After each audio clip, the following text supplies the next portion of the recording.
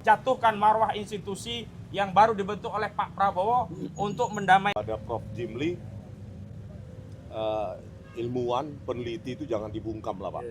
Undang-undang informasi dan transaksi elektronik pernah menjadi bagian dari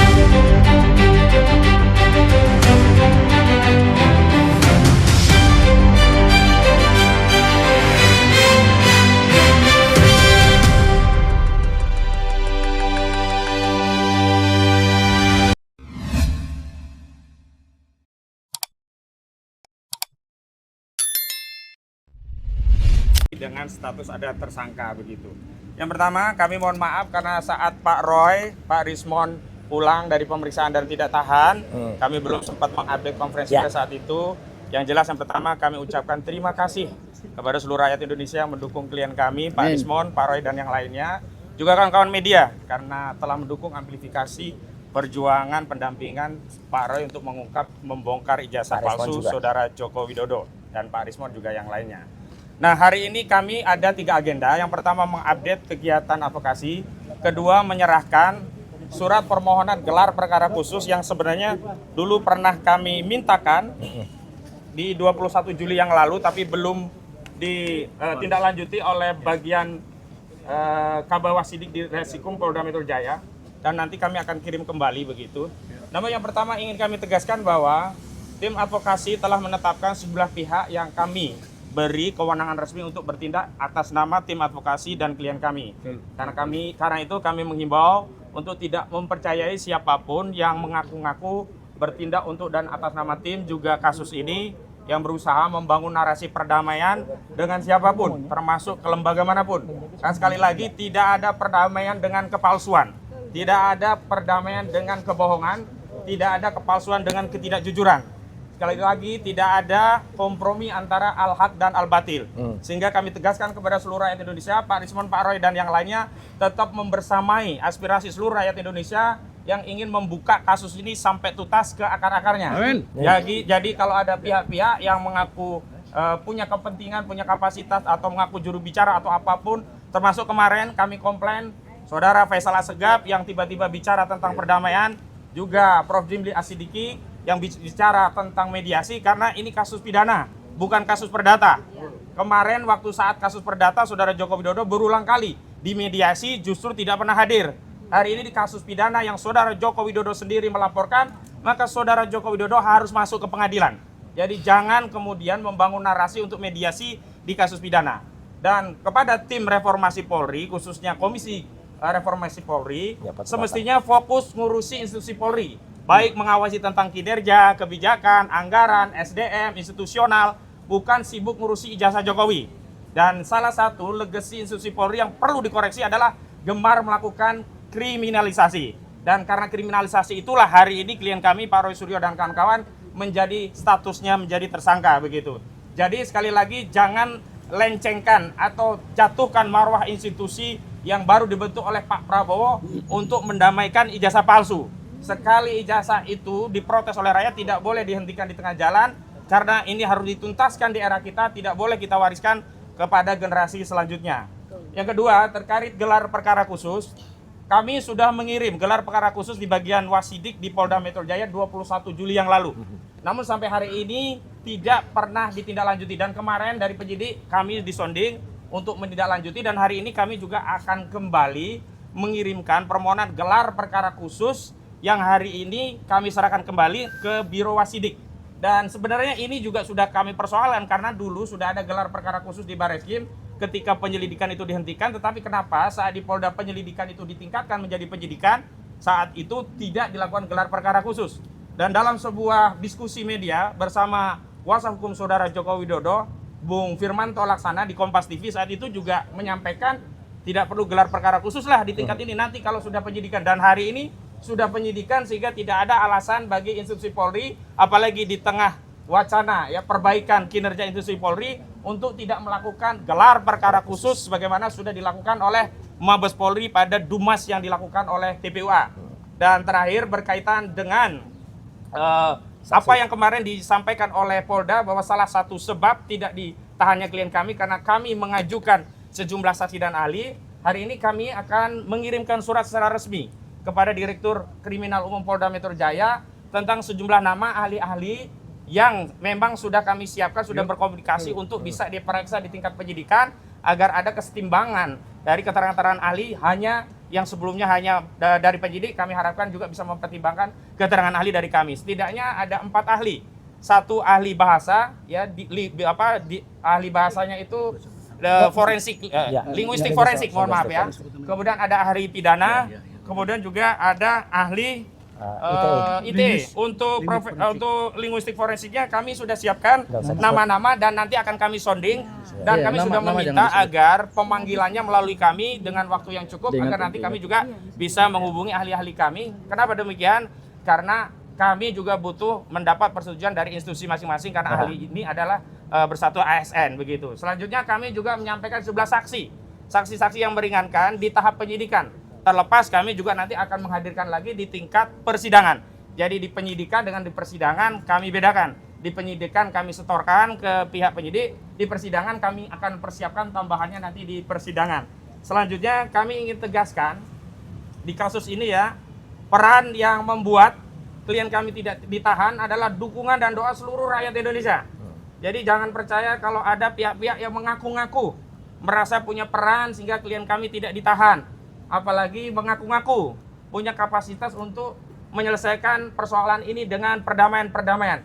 Ingat justru sejak awal Jokowi tidak pernah mau damai dan hari ini kalau kami mengambil perdamaian itu sama saja kami melakukan deklarasi pengkhianatan terhadap seluruh rakyat Indonesia dan itu tidak mungkin dilakukan terutama oleh Pak Roy dan Pak Rismon yang selama ini sudah meyakinkan kita 99% ijazah itu palsu, 11.000 triliun ijazah itu palsu dan seluruh rakyat sudah ikut meyakini keyakinan dari Pak Roy dan Pak Rismon.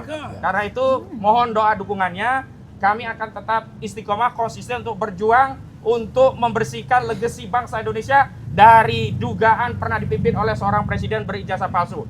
Nah, dalam kesempatan hari ini karena klien prinsipal juga kami ada, kami mohon tanggapannya pertama dari Pak Roy, yang kedua dari Pak Rismon. Silakan Pak Roy. Baik, terima kasih. Jadi jelas ya teman-teman. Assalamualaikum warahmatullahi wabarakatuh. Waalaikumsalam. Tadi sudah diterangkan oleh koordinator tim non litigasi kami, Pak Ahmad Kosinudin, bahwa kehadiran kami di sini itu adalah untuk menindaklanjuti dan kita mengapresiasi langkah dari Polda Metro Jaya yang telah menyebutkan bahwa kami akan mengajukan sejumlah nama. Sejumlah nama itu penting karena apa? Satu ya, misalnya ahli ITE. Informasi dan transaksi elektronik dengan Undang-Undang Nomor 11 tahun 2008, kemudian sudah direvisi menjadi Undang-Undang Nomor 19 tahun 2016, terakhir direvisi Nomor 1 tahun 2024. Itu sudah disusun oleh orang-orang yang mengerti undang-undang. Dan yang akan mengajukan ini adalah orang yang ikut menyusun Undang-Undang Informasi dan Transaksi Elektronik, pernah menjadi bagian dari pemerintahan selama belasan tahun ya, bahkan mungkin puluhan tahun. Jadi bukan sekedar orang katakanlah dia dosen di sebuah kampus, kemudian dia membaca undang-undang ITE, dia menerjemahkan sendiri undang-undang ITE. Jadi kalau hanya itu, banyak orang yang bisa membaca dan menafsirkan dan kemudian menjadi salah. Salahnya apa? Kemudian ada pasal 32, kemudian ada pasal 35 yang tiba-tiba ditimpakan atau diselundupkan kepada saya, Dr. Rismon, dan juga mungkin kepada teman-teman yang lain. Itu adalah pasal yang salah karena berulang kali pihak sana mengatakan kan ijazahnya analog. Iya. Pasal 32, 35 itu tentang dokumen elektronik gitu loh. Jadi salah besar, bukan analog.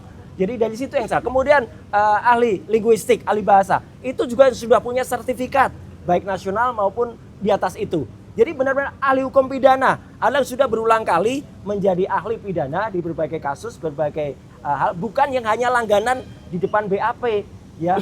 Jadi kami lihat ahli-ahli yang mereka lakukan itu satu ya, tidak pernah berkualifikasi seperti itu.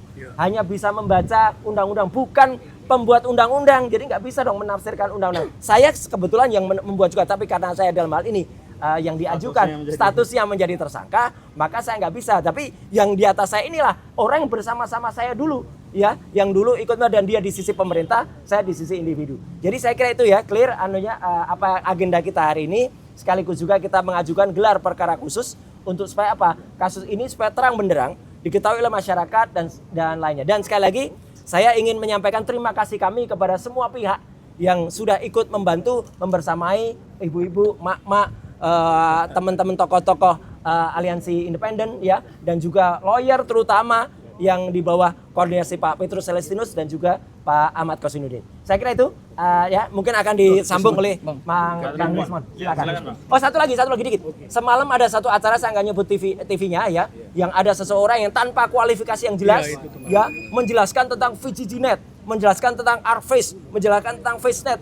Waduh, itu seperti anak kecil yang barusan dapat kuliah sehari, kemudian dia nerangin. Dia nggak bisa nerangin kayak itu kualifikasinya apa gitu loh. Dan pada acara lain sebelumnya, acara yang dipandu oleh Bang Karni, udah saya bantah itu semuanya. Hanya sayang semalam itu saya kebetulan ada kebetulan di TV lain gitu loh. Jadi jam yang sama, waktu yang sama, harusnya saya juga ada di situ kan, karena itu geser harinya bukan pada hari biasanya. Maka komitmen saya pada TV yang lain tersebut saya lakukan. Jadi jelas ya, kalau ada orang yang menerangkan tidak dengan kepandaiannya, tidak dengan keahliannya, lah itu sama aja omong. Dan satu lagi yang pasti, apapun ijazah yang tampilkan tetap tidak ada lintasan stempelnya. Semalam dia ditanya, lintasan stempelnya mana? Bingung lagi, ngomong kanan ngomong kiri. Silakan Bapak Rismon. Ya. Tentang apa ini, Bang? Ya, hari ini. Hari ini kami diwajibkan ya, wajib lapor tiap hari Kamis. Terima kasih Pak Penyidik ya. Artinya kami juga kayaknya jadi tahanan kota nggak? Enggak. Oh enggak ya, enggak. Belum. Jadi kami sedang mengajukan ahli-ahli ya yang pakar di bidang undang-undang ITE dan praktisi ITE untuk membuktikan bahwa apa yang kami lakukan murni dalam koridor apa yang disebut dengan ilmu digital image processing. Ya, digital image processing di mana kami dituduh untuk mengedit dan merekayasa ya bagian dari citra dari ijazah Joko Widodo. Ya, padahal hal itu sangat umum dilakukan dalam ilmu digital image processing. Jadi kepolisian seharusnya tidak sembrono ya, hanya karena 3 ahli kepolisian yang sering dipakai ya di meja penyidikan, langsung basis itu dipakai untuk menuduh kami mengedit. Ya, sampai saat ini, detik ini pun kepolisian tidak bisa menunjukkan mana yang kami edit. Oleh karena itu kepada Prof. Jimli, ilmuwan, peneliti itu jangan dibungkam lah Pak. Ya, kalau cari pasal, cari salah itu gampang. Ya, jadi tolong jaga demokrasi di Republik ini, ya, supaya ke depan, ya generasi ke depan tidak lagi takut untuk bersuara, melakukan kajian-kajiannya, menuliskan buku dan lainnya, tetapi diancam dengan Undang-Undang ITE 32-35 yang ancamannya sampai 12 tahun. Ini bisa jadi terjadi pada kami dan besok kepada kalian. Ya. Jadi kita harus bela demokrasi di Republik ini. Apapun itu kita berhak loh ya menganalisa dokumen publik dari seorang pejabat. Oke, gitu ya. Oke. Terima kasih. Ya, Penutup Bang Jamada Gisa, silakan. Bang silakan maju, Bang. Bang Jagir. Oke, rekan-rekan sekalian, tadi sebenarnya sudah dijelaskan sama rekan Koji. Prinsipal kita Roy dan Rismon. Saya mau rangkum saja. Apa tugas kita di Polda hari ini? 1, wajib lapor diri bagi 3 tersangka, tapi jadwalnya beda-beda. Kedua adalah mengajukan gelar perkara khusus, yang ini tertunda dari sejak awal. Ketiga, mengajukan ahli dan saksi ahli meringankan. Oke? Satu hal yang mau saya tambahkan, saat ini juga kita sedang bersidang di KIP. Tadi Mas Roy jelaskan, Ya, itu terbuka banyak KIP itu paralel dengan yang ada di Polda ini. Paralel tuh. Kebetulan kuasa hukum yang ada di KIP juga kami juga. Ya, sama. Ya, gitu ya Mas Koji ya, sama rekan Gapur. Jadi di sana dan di sini itu paralel dan saling melengkapi. Mudah-mudahan akan semakin cepat terungkap apa yang menjadi terbenam. Istilah saya terbenam di bangsa ini beberapa tahun terakhir ini.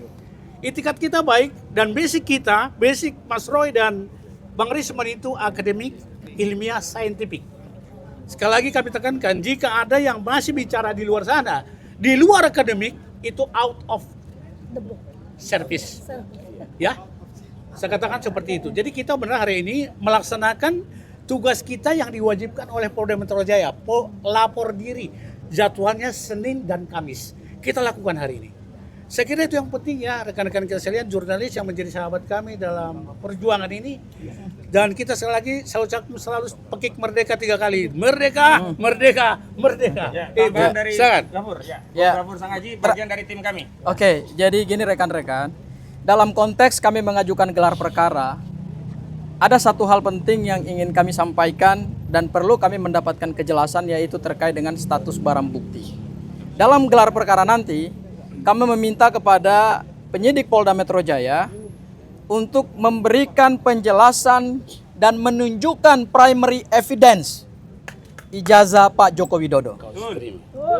Karena selama ini ijazah inilah yang menimbulkan perdebatan dan ada 8 anak bangsa yang sekarang sudah ditetapkan sebagai tersangka dan kemudian kalau dilimpahkan ke pengadilan akan dituntutan. Ini kan